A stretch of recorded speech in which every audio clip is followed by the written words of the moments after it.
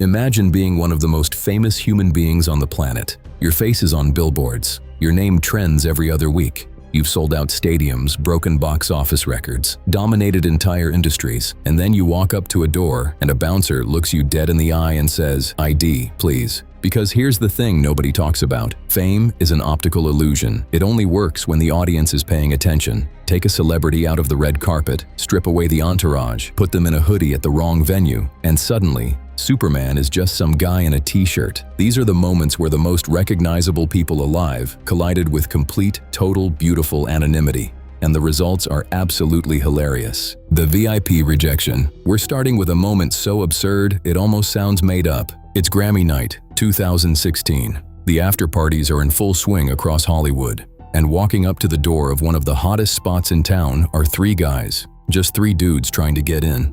Except those three dudes are Paul McCartney, Beck, and Taylor Hawkins of the Foo Fighters. The bouncer at the Argyle nightclub stares blankly at them, doesn't flinch, doesn't even do a double take, just blocks the rope. Dude, that's gotta be a first ever, man.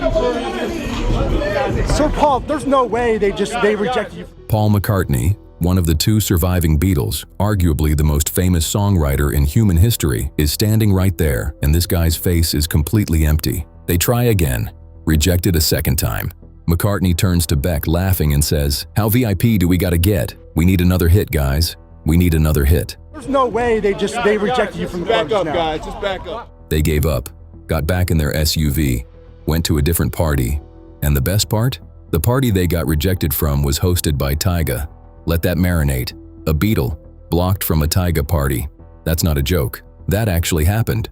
On camera, the superhero in plain sight. Now, comic book fans have been asking the same question for decades. How does nobody recognize Clark Kent? He literally just puts on glasses. That's it. Same face, same jawline, same everything. Well, Henry Cavill decided to settle the debate once and for all. In 2016, Cavill walked into Times Square wearing a Superman t-shirt. No glasses, no hat, no disguise of any kind. He stood directly underneath a massive illuminated billboard for Batman vs. Superman, a billboard with his own face on it, and just waited. He sat on benches, he ordered coffee. He wandered around one of the most packed tourist hubs on the planet, standing right next to a giant picture of himself. Nobody. Not a single person. He later posted the whole thing to Instagram with the caption, "Dear Doubter, the glasses are good enough. Regards, Superman." And honestly, he proved the point better than any comic book writer ever could. People don't expect a superhero to be standing next to them drinking a latte. Context is everything. Waiting in the rain. Okay, but what if you're not just a celebrity? What if you're the star of the movie and the party is literally for you? Keanu Reeves found out that doesn't matter either. It's 2014 in New York City. Keanu shows up to the rap party for his film Daughter of God. It's pouring rain. He walks up to the door. The bouncer takes one look at him and nothing. No recognition whatsoever. So does Keanu pull the "Do you know who I am" card? Does he demand to see a manager? Does he call someone? No, he just stands in line, in the rain, for 20 minutes, waiting like everybody else. His limo driver, who watched the whole thing, later told reporters he didn't act like he had money. "I just thought he was a rock and roller." Eventually, the club owner spotted him, completely panicked, and rushed him inside. And then, because he's Keanu Reeves, the first thing he does inside is find a lost credit card, grab the DJ booth microphone, and try to return it to its owner. That man is not a celebrity. He's a saint who happens to be in movies. The existential dread of Tony Hawk. Now, all of those celebrities had one bad day, one awkward interaction.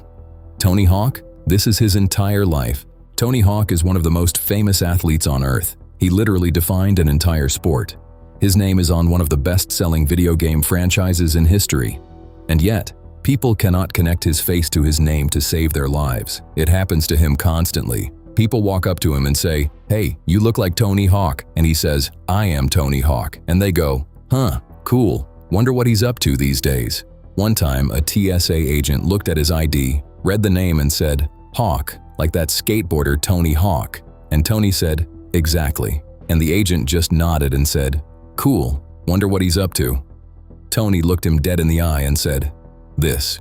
Another time, he bought a skateboard at a shop. The clerk saw his legal name on the credit card and asked if he was Tony Hawk's brother. He's turned it into an entire internet persona at this point. The man lives in a permanent state of existential celebrity limbo. Universally known, universally unrecognized. It's honestly kind of beautiful. Underground acoustic. Speaking of being invisible in plain sight, Taylor Swift once got to experience what it feels like to be a completely normal human being. And it clearly blew her mind. In 2011, Swift was already a massive stadium touring star in the West. She was in Seoul, South Korea, and decided to take public transportation. Just hopped on the subway like a regular commuter. She sat there on a packed train. People sat right next to her, stared at their phones, looked straight ahead. Nobody batted an eye. No screaming, no autographs, no mob scene, just complete, total indifference. And you can see it on her face in the video. She's looking around, half amused, half bewildered, like she can't quite process what it feels like to not be the center of a hurricane for 5 minutes. At the time, her presence in the Korean market was basically non-existent, so to those commuters, she was just another tourist on the train. It's a rare, weirdly wholesome glimpse of a megastar getting to be anonymous,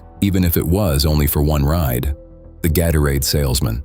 But if you thought blending in was hard for Taylor Swift on a subway, wait until you hear what happened when an NBA legend put on a uniform.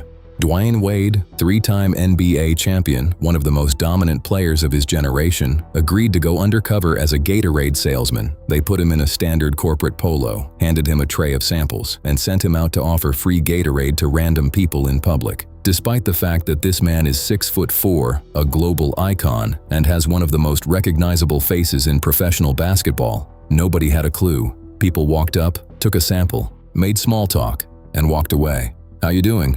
Good. That's it.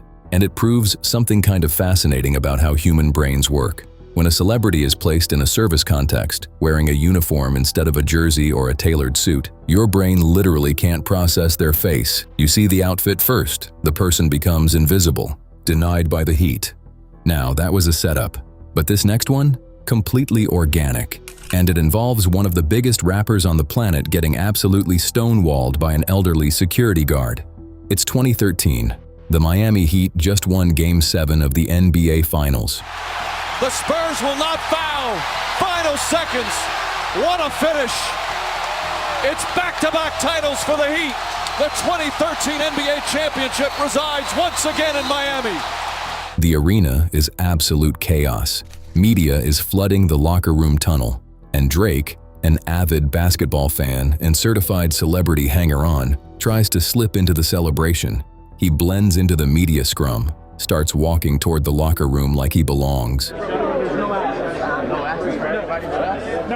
And then an elderly security guard steps directly in front of him and blocks him cold. Drake tries to talk his way past. I am media. I am media. This is media. You're media. Drake getting Drake. He says. The guard doesn't budge, doesn't care, doesn't know a single Drake song. And honestly, why would he? The man is probably 89 years old. Knows 0 Drake songs, and I don't blame him. He was like 89 years old, so it was like, you know, I understand. Hats off to that gentleman that was doing his. Drake eventually accepts defeat and walks away. And the best part? He later went on ESPN and gave the guard full credit. Of that night. That was a great night, one of the greatest nights of my life, but that was probably the highlight, was getting denied by that old guy. He was completely right to stop me, Drake laughed. But I just tried to do it a funny way, and it didn't work out for me. I'll never do it again, but it was good for the time being. Some things are sacred. Not anybody should be able to walk in there. I mean, not anybody should be able to walk in there, and he clearly.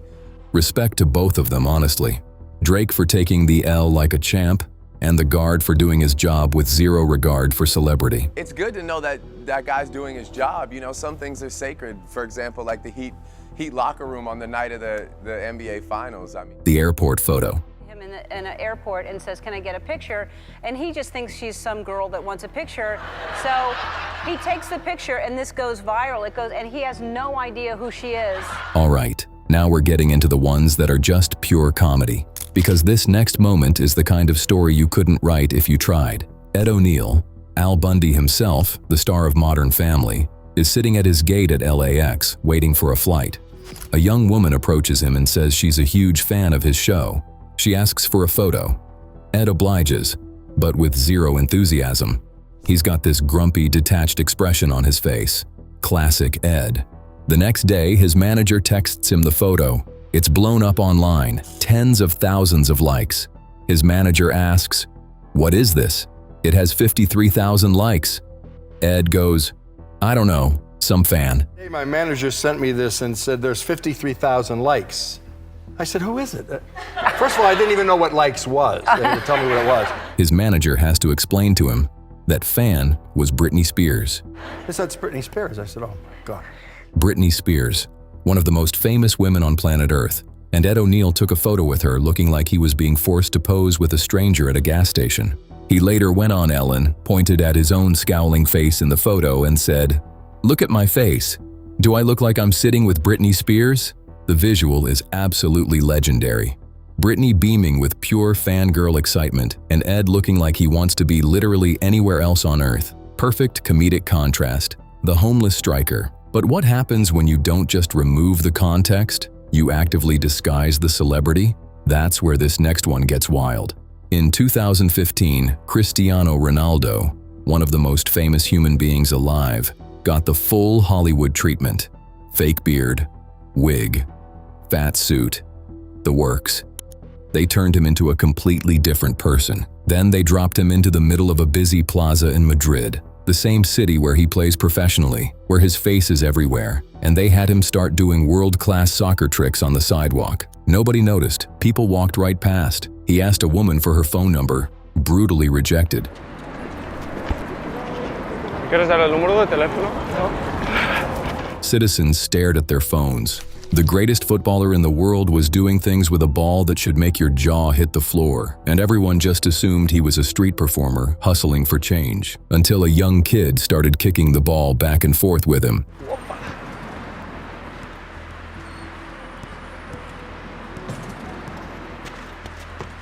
And that's when Ronaldo stopped, signed the ball, ripped off his fake beard and wig, and the entire plaza erupted into absolute pandemonium.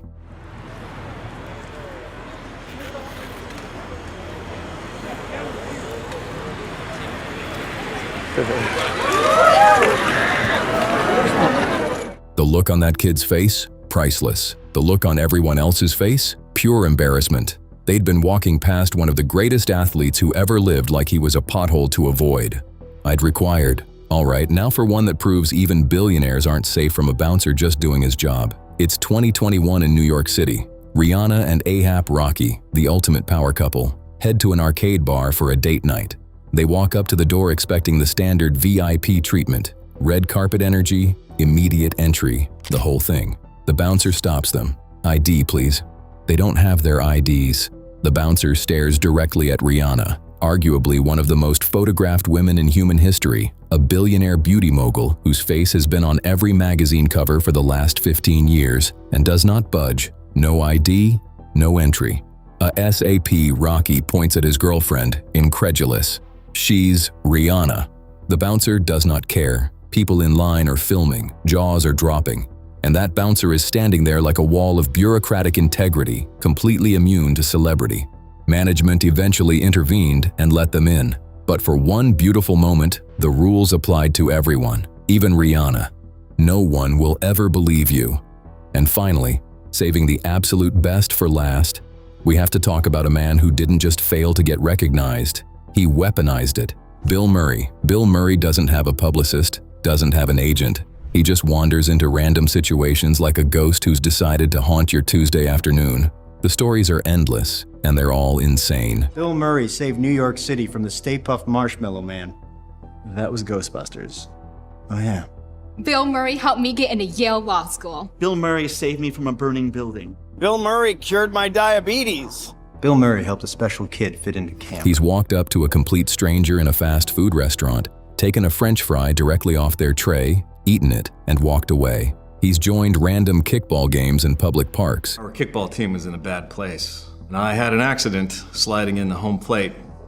I ruptured my spine, paralyzed from the waist down.